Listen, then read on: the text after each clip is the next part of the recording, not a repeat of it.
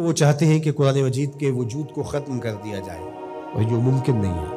کتنے نسخے جلاؤ گے، اس کتاب کو ختم نہیں کر سکتے۔ اگر تم قرآن مجید پر پابندی بھی عائد کر دو، جس طرح ما وراء النہر کی ان ریاستوں میں ہوا تھا، قرآن مجید پہ پابندی تھی، کوئی گھر میں قرآن نہیں رکھ سکتا تھا، پکڑا جائے تو اس کا گھر گرا دیا جاتا تھا۔ لیکن جب یہ ریاستیں آزاد ہوئیں اور یہاں سے لوگ قرآن مجید لے کر وہاں گئے، وہ قرآن اٹھاتے تھے، چومتے تھے، روتے تھے اور کھولتے تھے، چنتے پڑھنا نہیں آتا تھا، اور جب یہاں سے گیا ہوا کوئی شخص ایک آیت پڑھتا تو وہ آگے پڑھنے لگ جاتے۔ تو انہیں کہا جاتا تمہیں تو پڑھنا نہیں آتا، تم زبانی پڑھ رہے ہو۔ کہا کہ ہمارے پاس قرآن مجید کا نسخہ تو موجود نہیں ہے، لیکن ہماری ماں نے ہمیں قرآن یاد کروایا۔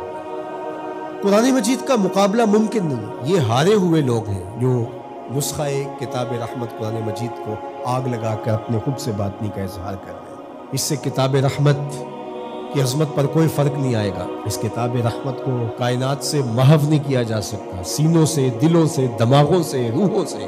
اور اللہ تعالیٰ نے قرآن مجید کی حفاظت کا جو ذمہ اپنے ذمہ کرم پہ لیا ہوا ہے، کس طرح اس کتاب کو محو کیا جا سکتا ہے، اس کو مٹایا جا سکتا ہے۔ یہ ہدایت کا سرچشمہ، یہ نور و نکہت کا روشن حوالہ، یہ اجالوں کا نقیب، یہ منور اور تاباں کتاب۔ میں یہ بھی سوچتا ہوں کہ لوگ لوگوں سے ڈرتے ہیں، یہ کیسی قوم ہے جو کتاب سے ڈرتے ہیں؟ تو کچھ ہے نا کتاب میں، جس وجہ سے یہ ایک کتاب سے ڈر رہے ہیں۔ اقبال نے کہا تھا آ کتاب زندہ قرآن حکیم، حکمت او لا یزال است قدیم۔ یہ زندہ کتاب ہے۔ آپ اگر مجھے معافی دیں، یہ امت تو مردہ ہو سکتی ہے لیکن کتاب مردہ نہیں ہو سکتی۔ اس وقت امت مردہ ہے، مردہ زائن از بطون امہات۔ اقبال نے تو یہاں کہا تھا کہ آگے جو پیدا بھی ہو رہے ہیں وہ بھی مردہ پیدا ہو رہے ہیں ماؤں کے پیٹوں سے۔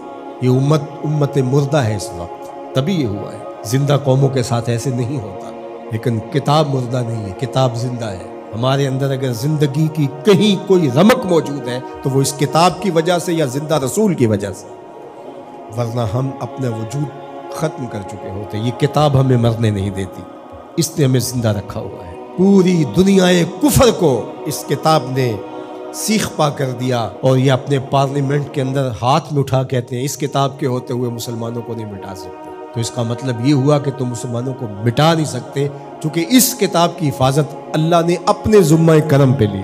اس کتاب کو تم مٹا نہیں سکتے، اللہ مٹنے نہیں دے گا۔ تو جب اس کتاب کو تم نہیں مٹا سکتے تو اسلام کو بھی نہیں مٹا سکتے۔ اسلام اپنی اصل شکل میں، صورت میں قیامت تک موجود رہے گا، اور موجود اس لیے رہے گا کہ اصلی شکل اور اصلی صورت میں قرآن موجود ہے۔ تو اس امت کو اس کتاب کو اپنے سینے سے جوڑ کر کے، اپنی روح میں اتار کر کے، اس کے احکام پر عمل پیرا ہو کر کے، اس کتاب کے ساتھ جڑ کر کے دشمن کو عملی جواب دینا ہوگا۔ یہ بات درست ہے کہ جس کے سینے میں ایمان کی معمولی سی رمق بھی موجود ہے، وہ اس واقعہ سے دل گرفتہ بھی ہے، دکھی بھی ہے اور بے چین بھی۔ 56-57 اسلامی ملکوں کے حکمران جن پر اولین ذمہ داری آتی ہے اس عمل پر بھرپور رد عمل دینے کی، وہ فرنگی روحوں کے بے حس ڈھانچے ہیں، سوائے اشک شوئی کے، سوائے رسمی بیانات کے۔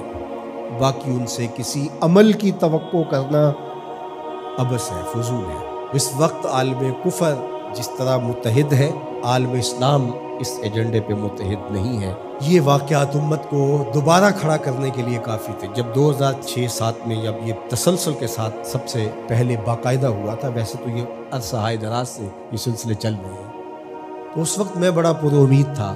جس طرح لوگ ایک دم سڑکوں پہ نکل آئے، مجھے لگتا تھا کہ جو اقبال نے کہا تھا مسلمان کو مسلمان کر دیا طوفان مغرب نے، تلاتم ہائے دریا ہی سے ہے گوہر کی سیرابی، کہ طوفان مغرب نے مسلمان کو مسلمان کر دیا ہے۔ رد عمل کے طور پہ یہ جڑ جائیں گے اور سب کچھ ہوگا، لیکن چند دنوں کے بعد وہی کچھ تھا جو ماضی میں تھا، کوئی فرق نہیں تھا۔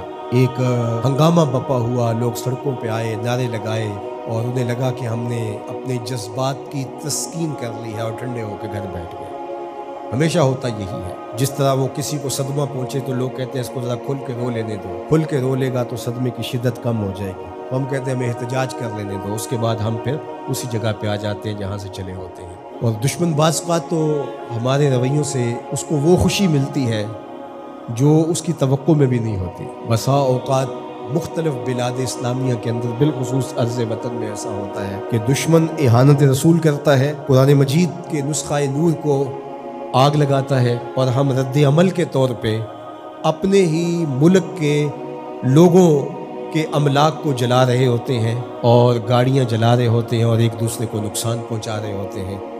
तो दुश्मन उस वक्त किस कदर खुश होता होगा जब उसने उधर कुरान मजीद के नुस्खे को आग लगाई और इधर मुल्क की गलियों और सड़कों से धुआं उठने लगा और लोग एक दूसरे के खिलाफ खड़े हो गए और अमलाक को बर्बाद करने लगे। उसको तो ये तवक्को भी नहीं थी, अगर उसको ये लगे कि मेरे इस अमल से मुसलमान जाग जाएंगे और खड़े हो जाएंगे और इस किताब के साथ जुड़ जाएंगे और अपनी अमली ज़िंदगी को इस किताब के दायरे में ले आएंगे, तो वो कभी भी ये अमल न करें। उसे पता है कि ये अल्लाह अकबर इकबाल ने कहा, सच अगर पूछे तो ये उम्मत हामिल कुरान नहीं, ये असल इसने कुरान उठाया ही नहीं, ये सिर्फ किताब को चूमने चाटने वाले और कौलो करार की नौबत आए तो सर पे उठाने वाले लोग हैं, ये असल में हामिल किताब है ही नहीं। हमें इज्तिमाई तौबा करनी होगी, अल्लाह से माफ़ी मांगना होगी। कौमें रातों रात नहीं बनती और रातों रात बर्बाद भी नहीं होती। कौमों को रूज पाते सदियाँ लगती हैं और कौमों को जवाल पजीर होते भी बरसा बरस लगते हैं। तो आज हमें उरूज के सफ़र को तो शुरू करना चाहिए और हमें अमली तौर पे कुरान के साथ जुड़ना चाहिए। क्या मैं आपसे तवक्को रख सकता हूँ, ये अज़म करके जाएं कि आज के बाद ज़िंदगी कुरान के मुताबिक गुजरेगी और हम अपनी नस्लों को कुरान पे लाएंगे। हमारे घर में कुरान खुलेगा, कुरान पढ़ेंगे और कुरान पर अमल पैदा हो करके उम्मत की तश्कील के लिए हम अपने किरदार को जो है वो शुरू करेंगे।